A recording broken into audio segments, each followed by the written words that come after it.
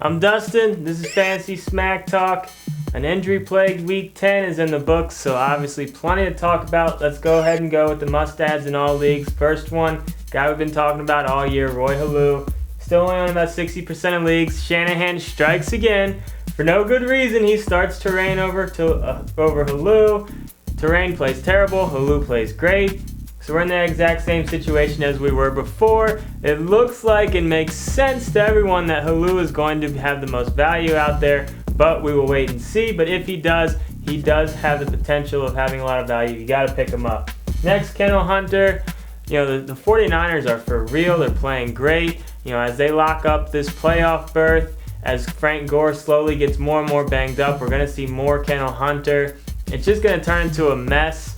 I mean, honestly, Gore owners should probably just pick up Hunter and actually even hope for a Gore injury at this point, because he's going to start and then maybe get banged up, or maybe they'll get a lead and then they're just going to bench Gore for the rest of the game. It's going to be a mess, but you got to own Kennel Hunter if you own Frank Gore at this point. It's an absolute must.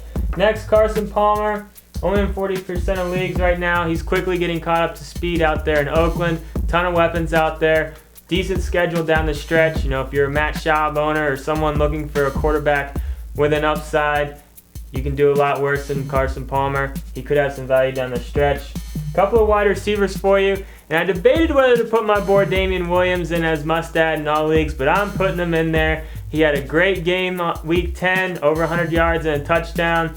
When I first started liking Damian Williams, it was more about his situation as far as just being on a decent pass offense without that many good receivers. But now I'm actually really falling in love with his talent as well. I like Damian Williams. He needs to be owned in way more leagues than, about 10% of leagues he's owned right now. That's ridiculous. Way more talent than that. And then obviously Denarius Moore, after a blow-up game, he was dropping a lot of leagues earlier in the year after his hot start. Time to pick him back up. Carson Palmer might be able to put him back on the map. All right, let's talk about some guys to add in deeper leagues. We'll start with some running backs. First one, Dexter McCluster. The injury to Castle out in KC, they're going to be playing from behind probably even a lot more. McCluster has value when they're playing from behind, especially in PPR leagues. I think McCluster might have some value down the stretch. It's not good news out there for KC and all the KC receivers. Next, Joe McKnight. LT got banged up. They're saying it's a sprained MCL. Who knows how much that's going to impact him moving forward. Sean Green has just been okay again this year. McKnight has been a beast on kick returns. He's been absolutely amazing. He definitely has the ability to make people miss. If McKnight ends up getting 7 to 12 touches a game, he could have some value, especially in leagues that count return yards. Next, another running back that's going to get picked up in a lot of leagues this week, and that's Lance Ball. I'm not calling him a must-add in all leagues because it doesn't look like Moreno's out for the year, but it doesn't look like McGahee is hurt that bad. I would be kind of surprised if McGahee plays this week, so you might get one start out of Lance Ball, but they're going up against the Jets, so it's really not that exciting. But I do think Lance Ball is a good gamble in deeper leagues because McGahee might not be able to make it down the stretch if they're gonna ask him to get as many touches as they're asking Denver running backs to get right now. I don't know if he's gonna make it. So Lance Ball, definitely a good guy to add in deeper leagues.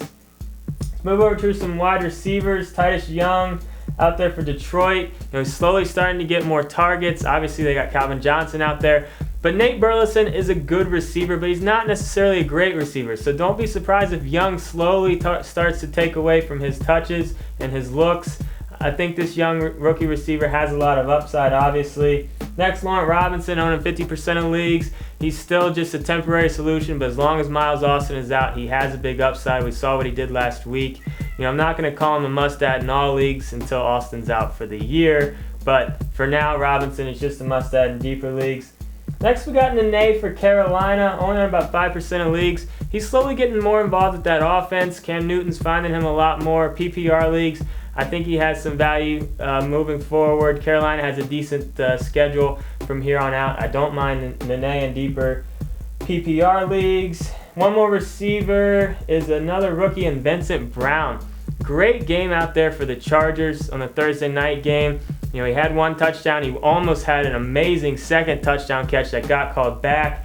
But Malcolm Floyd hasn't really been that great, and I wouldn't be surprised if he can compete for that job. he's going to be still probably the third target behind the other Vincent, and Antonio Gates, but he does have some upside. One pick up and play defense for you who I absolutely love this week, and that's New England's defense. They're only on 15% of leagues. I know they give up a ton of yards, but they've been getting some sacks, getting some turnovers lately, and they're going to be prime time at home against Kansas City, who doesn't have Matt Castle. That just sounds like a juicy matchup to me. I really like New England's defense this week.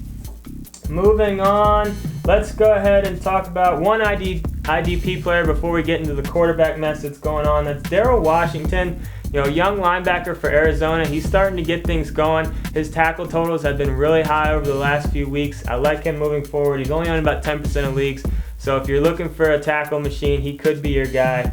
Now let's talk about the quarterback mess. Tyler Palko, KC quarterback. I've been talking about Castle on this show. Castle's probably going to miss some time. It's saying that he's going to need probably hand surgery. Not good sign, obviously. Palko is somewhat interesting. He played pretty well when he came in for the limited time week 10, but obviously, you can't really gauge too much of that. If you're really desperate, deeper leagues, he's a guy worth taking a look at. A guy I like more than him, though, is Matt Leinart for Houston. Tough break for Matt Schaub owners. Obviously, this is going to hurt Owen Daniels. It's going to hurt the return of when Andre Johnson comes back. But Leinart he's a veteran at this point. He can handle the offense. He's going to do okay. Don't expect great things, but you could do a lot worse if you're very, very desperate. And then obviously Vince Young. A lot of people are going to pick him up. He's only on about 5% of leagues. Could be a decent short-term solution while Vic is out. If Vic is out with rib injuries, it's always amazing to me how people can break ribs and then still play football. But we'll see how much time Vic misses, if any. But Young could be a decent temporary solution. Now that's just a portion of the Week 11 waiver wire. As always, get onto the site to see the full list. Get in those forums if you got any questions. Enjoy that Thursday night game. Brent and I will be back later this week.